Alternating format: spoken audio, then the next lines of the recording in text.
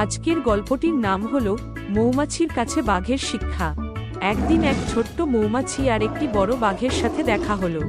বাঘটি মৌমাছিটিকে বলল, তুমি এত ছোট, তোমার কি কাজ আছে?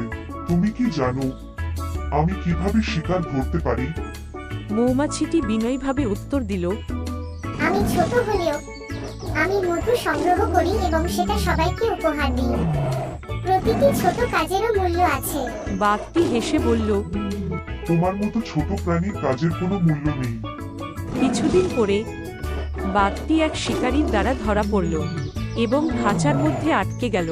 বাঘটি মুক্তি পাওয়ার জন্য সাহায্য চাইতে লাগল, কিন্তু কেউ এগিয়ে আসেনি। তখন মৌমাছিটি ঘটনাস্থলে এসে বাঘের অবস্থা দেখল।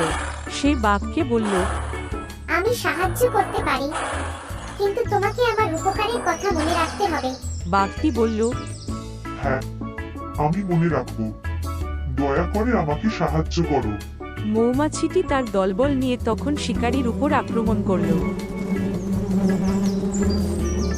ওরে বাবারে, কামড়ে মেরে ফেললো। শিকারী যন্ত্রণায় খাঁচার দরজা খুলে পালিয়ে গেল।